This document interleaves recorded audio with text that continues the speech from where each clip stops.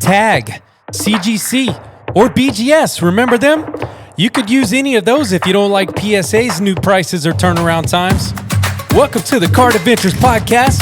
My name is Curtis, and I'll be your guide on today's card adventure. You ready? Let's go!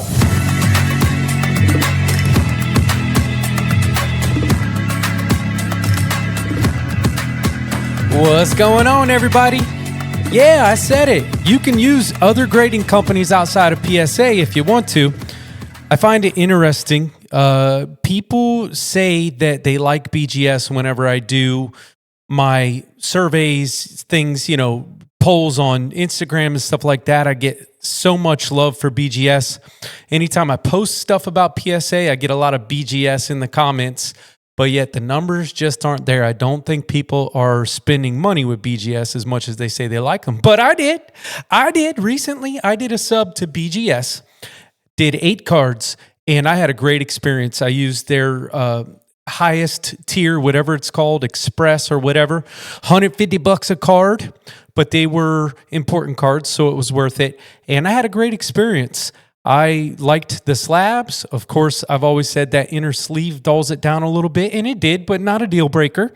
Hopefully they get that a little more clear once PSA redoes the labels or whatever. But I tell you what, man, BGS is a great secondary option if you don't like PSA or you don't want to wait. And I'm not sponsored by nobody yet. Where are my sponsors at?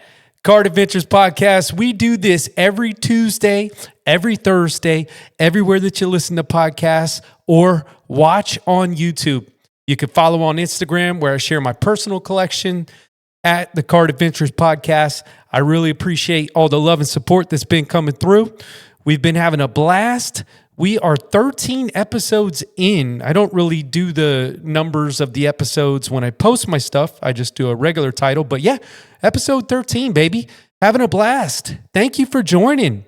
Let's jump into today's episode. Well, I've had a lot of guests on lately, which has been great. Hope you've enjoyed them. But today, I'm flying solo, baby. And the reason why is because I've got some great listener questions that I need to catch up on. And what we're going to do today is this. I'm going to answer 5 listener questions that I believe will help you build a better personal collection. What I mean by that is this. If you listen to my answers to these questions, I think you're going to be inspired. But if you answer these questions in your own mind, then I think it's going to help you refine your PC, make better choices, make sure you're headed in the right direction. Maybe you're floundering a bit. Maybe you've been doing a little bit of this, a little bit of that, and you're not really sure. Or maybe you are sure. Maybe you are damn sure. And you've been doing the same thing for a long time, and you could use some fresh inspiration. Maybe even just checking yourself. Is this what I still like? Is this what I still think? Is this how I still feel about my PC? I think it's important and healthy to do that sometimes. So everybody's going to benefit from this today. We'll answer these 5 questions together, if you will. Listen to my answers, catch some inspiration, but also answer the questions for yourself. All right, I think I said that enough time. You ready? Let's go. Question number 1 from Football Cards, etc. Does it make a big difference if you buy a PSA 9 instead of a PSA 10 for your PC? My answer is sometimes, but not usually. I don't usually care about having a PSA 10 for the average card. My first thought when I'm going after a card is not for me to go for a 10. My first thought is to go after the card, and usually a 9 is just fine, baby. And I even will take a PSA 8, especially for Kobe Bryant 90s refractors that are a little more condition sensitive, that have been passed around before they were slabbed. PSA 8 is fine for that particular card. I think it just depends on what cards we're talking about. But for the most part, I don't need 10s, but I do buy them sometimes. I bought this one the other day, 04 Finest Refractor of Kobe Bryant in a PSA 10. The reason I bought it in a 10 was because there's 249 of them, and I felt like it was a good value still at the 10. So if the premium was way too much for the 10, I wouldn't have paid it. But the premium wasn't bad, and there's 249 of these. But in a PSA 10, there's only 30 something in that pop. So to me, it was worth it to have it in a PSA 10 because the price wasn't too bad and went from 249 of them to only 30 something of them. But let me tell you this too. The PSA 10 is great sometimes if you feel that it's justifiable. I think price is a big thing. Quantity, how many of them out there, how many were printed is also a big thing. But check this out, guys. This is a PSA 7, and this is in my PC. But guess what? There's only 10 of these. That's right. It's a 2014 Prism, Mike Evans, Believe the Hype. Crazy cool insert. Look at that die cut. Gold Prism to 10. So I'll take it in a PSA 7 because there's only 10 of them. I might not ever get another one. So why would I go, nah, I don't want that in a PSA 7, but maybe have another chance, not have another chance to have one. I'd rather have the 7 than not have it at all. So it just depends. But for the most part, I'm just fine with a 9 or even lower. Question number 2 from Coach's Cards. What makes you keep your collection so focused on 2 players? Love it, by the way. Well, Coach's Cards, I could tell you this. I have my main PCs as Kobe Bryant and Mike Evans. That's right. Kobe Bryant and Mike Evans. Those are 2 really cool cards there. 07 Finest Gold Refractor for Kobe. That one's numbered to just 25. And then the 2016 Gold Prism of Mike Evans. I freaking love that one. But yeah, these are my 2 main guys. I also do collect some Brady. But let me tell you the reason why. Because those guys have given me the most memories. I have the most nostalgia, the most passion, and the most memories with Kobe Bryant and Mike Evans. Kobe Bryant is my favorite basketball player ever. Me and my son collected his cards when my son was a kid, and I watched his games, and he is the greatest basketball player that I have ever witnessed. I love his passion. He is the most skilled basketball player that I've ever witnessed, and he's the Black Mamba, man. I love Kobe Bryant. That's my connection with him, is mostly memories, nostalgia, watching stuff that I'll never forget. Mike Evans, look at my hat. Look at everything behind me. Tampa Bay Buccaneers, baby. I'm from the Tampa Bay area. That's my home team. And Mike Evans is the best Buccaneer that has ever played for Tampa Bay. He has given me the most memories. He is incredible. Not only is he an amazing athlete, he's an amazing human being, which is important to me. I won't collect a guy who's just a good athlete and a crappy human being, but he's the man, dude. Very underrated player. I won't go there. Doesn't matter. I like him. Glad his cards are cheaper than some of the other guys out there. But to answer your question, the reason that I collect Kobe Bryant and Mike Evans mainly is because they've given me the most passion, most nostalgic memories, and they're my guys, man. And I want to encourage you guys to collect that way. Who gives you the most nostalgia, the most memories? Who did you enjoy watching the most? Who are you enjoying watching the most? Collect those guys. Forget what everybody else is collecting. That will make you the happiest. Question number 3 comes from my man, the Jordan Exchange. Great guy, great collection. Check him out. Ultra Modern has so many different effects. That it does. What is your top 3? And so what he means here is the different prismatic effects, right, Teapot? You know, you've got different effects like the lasers or the mojos or the shimmy wash chaparrata. Who the heck knows what they're doing these days? There's so many different ones, but I could tell you what my top 3 are. Jordan Exchange. I love good old-fashioned refractor, just the plain refractor. Of course, having it in a gold is always a bonus for me. Love the, classic silvers, but just a regular refractor shine is going to be one of my top 3 for sure.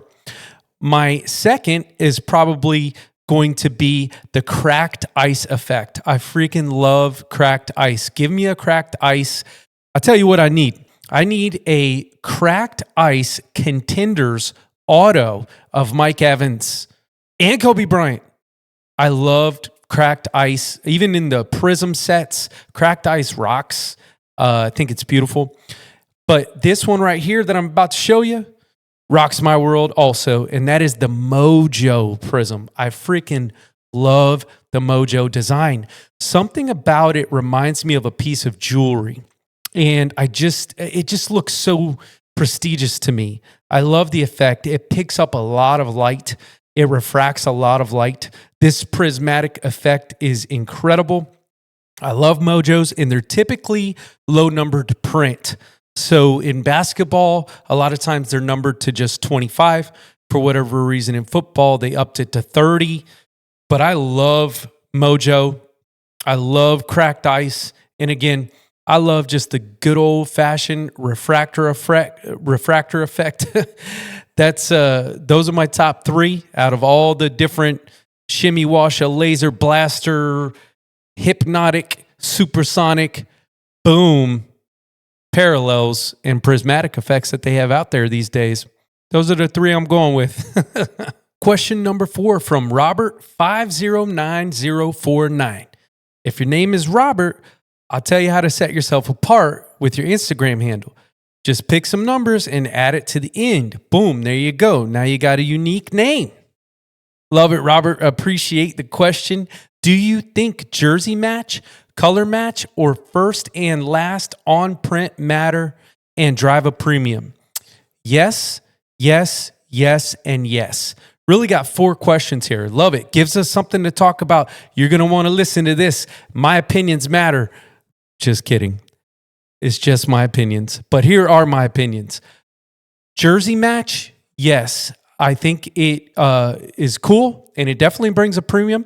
I typically don't pay for the jersey match myself, but I know that there's a lot of guys that are willing to pay that premium, and it means a lot to them. And I think it's cool. Hey, look, if you've got 50 cards out there and your guy's number is 12 and you get number 12 out of 50, it really sets it apart. And I do think that it's worth it for people who are willing to pay it. Color match. Oh, yeah, baby. Check out my color match right here. Tom Brady 2020 Prism red. Look at that. Colored with the jersey and the border of the prism just matching all over each other. I'm with it. I'm definitely with it. And I'm paying a premium. I'm a sucker for that. I will pay a premium for a color match before I pay a premium for a jersey numbered match. But that's just me. I love colored match. Colored match, Kobe. I have all the purple prisms of Kobe. Prism and Select, all the purples for Kobe. Bring them my way. I also know that gold is a color match for Kobe, but I can't afford gold prisms of Kobe. But I do have a few gold refractors of Kobe, numbered to 25 and numbered to 50. But yeah, all the purple Kobe Bryant prisms are in my PC. And Mike Evans, red. I love it. Team color. Heck yeah. Not only is red one of my favorite colors, but come on, man. Team color match, yeah, I'm with it. I'm paying a premium for it. And when you're talking about the first and last on print, we call them bookends, the first one to be printed or the last one to be printed. Yes, it brings a premium. And yes, I think it's worth it. And I think it really just matters, the card depends on how much of a premium, right? Give you an example. There's a Kobe Bryant refractor, 1997 finest refractor, and I forget, it's an insert, but I think there's 1,092 of them, some random number like that, okay? That's a lot. 1,092 is a lot for a numbered card. I think if you have the first one, it's really cool, and I think that brings a premium. In fact, I got the opportunity to buy that exact card, the first copy one time, and I passed it up. And I've kicked myself so many times ever since. If you're listening and you remember trying to sell me that card and I turned it down, knock me upside the head if you see me, will you? Sheesh. But I tell you what, I do think that it does deserve a premium.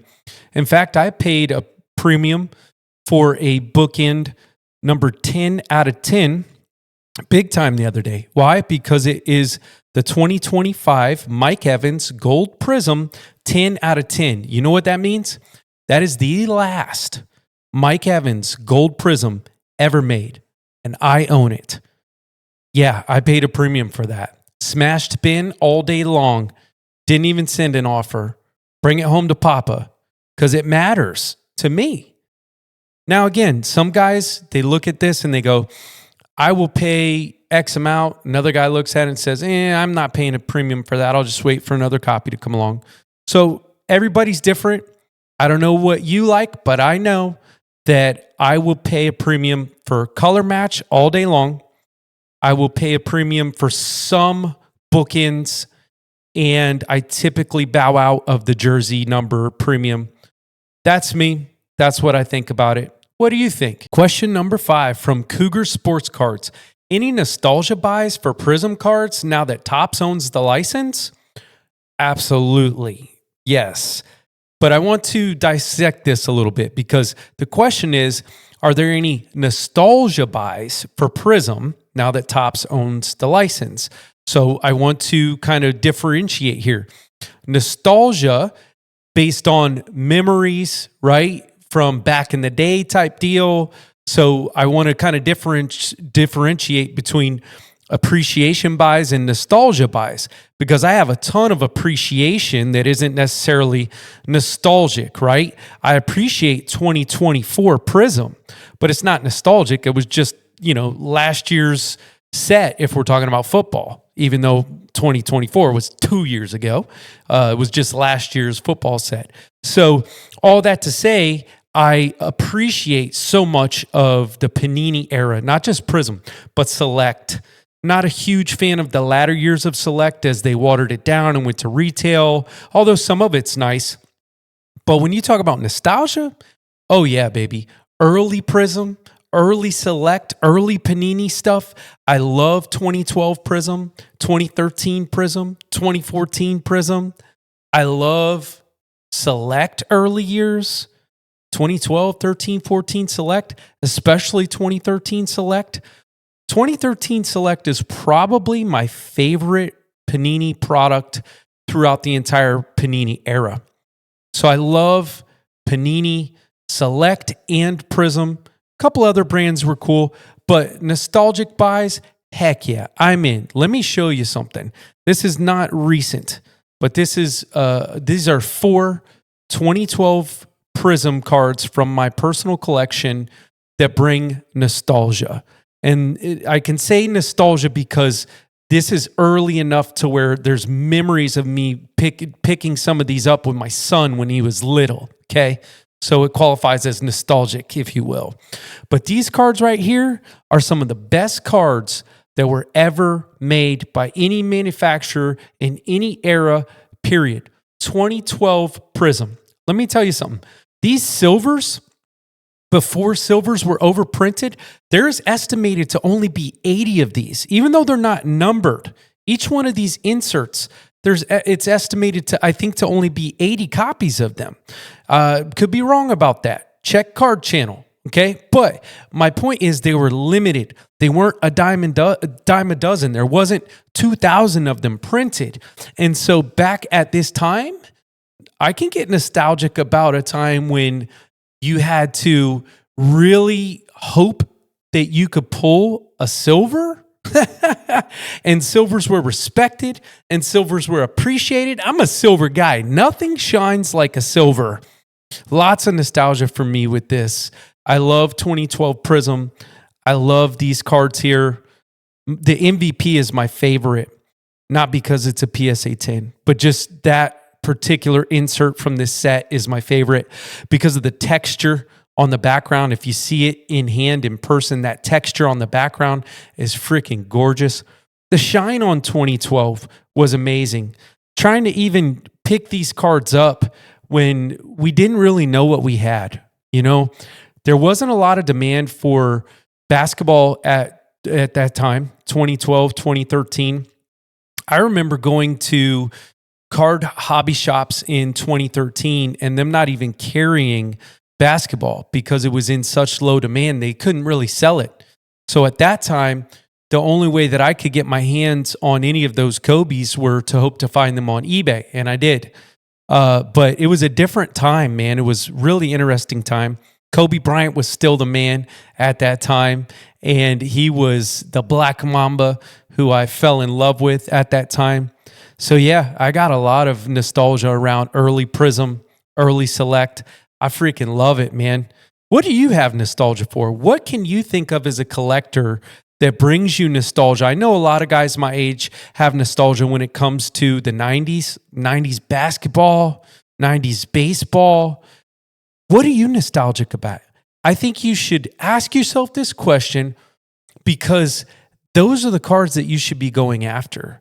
The cards that you're nostalgic about are going to bring you the most joy when you bring them into your personal collection. And if you're trying to build a personal collection that you can be proud of, you're going to want to have some cards in there that bring nostalgia. So think about it today. Think about the cards. Where do I have the memories? What takes me back? What do I enjoy thinking about when I think about certain cards from the past? Which ones bring me the most happiness? Maybe it's a certain player. Maybe it's an insert set. Maybe it's an entire set. Maybe it's a specific parallel from a certain era, whatever does it for you. That's what you should be putting into your personal collection, because those cards are going to last, baby. Nostalgia matters. Man, you really got me going on that one, Cougar Sports Cards. You really got me going on that one. I appreciate that. That's a good one. As we go down the home stretch here, I want to just do a little bit of a recap and see if I can trigger something for you, the collector, to get excited about for your own collection. Some of the questions, we talked about, does it matter if you have a 9 or a 10? Well, let me tell you right now, if that 10 is what does it for you, get yourself a 10. But if you're okay with a 9, saving the money, do that. Listen, if you are focused on one or two players because those two players or that one player brings you the most memories and the most joy, and that's what you like, great. Or if it's an entire team, if you're a team collector, if you cheer for the Tampa Bay Buccaneers like I do and you want to collect all your favorite Buccaneers cards, do that. But creating focus helps you not get lost out there or buy every little card that comes up, or buy every card they say you should buy, or buy what's hot, what's not. And then what happens when you create focus, whether it's a team, whether it's a set, whether it's your favorite players, you can then have a PC that you're excited about. And that's the best way to do it. That's why I'm focused. Ultra modern, all these different prismatic effects. Cracked ice is what I like. Mojo is what I like. Regular old refractors is what I like. But if you like the laser effect, if you like the discos, whatever it is that you like that gets your brain going, get those. And I will say this, guys, I've noticed it's interesting to me how different people like the different prismatic effects. Our brains are wired differently. Which one gets you going, baby? That's the one that you need to go after. Jersey matches are fire to me. I love a good red on red for Mike Evans, a purple on purple for Kobe Bryant. And yeah, I think that numbers on these prints matter. First, last, jersey number. Which one do you like? What kind of premium are you willing to pay? You got to ask yourselves those questions and just go for what you like. And then, yeah, whatever brings you nostalgia, that's what you should be doing. Any kind of nostalgia, I think, is good. Nostalgia is the most powerful drug on the planet. And if you can get some nostalgic cards in your PC, you should go for it. And you know what? We're going to go for it every Tuesday and every Thursday here on the Card Adventures podcast, everywhere that you listen, or you can watch on YouTube. If you want to see these cool cards, you could see them on video, or you can go to my Instagram and see my personal collection at Card Adventures Podcast, because that's what we're doing, baby. I hope that you got something out of today's episode. I hope that you're inspired. I hope that you're fired up to build a personal collection that you give a crap about, even if nobody else gives a crap about your personal collection.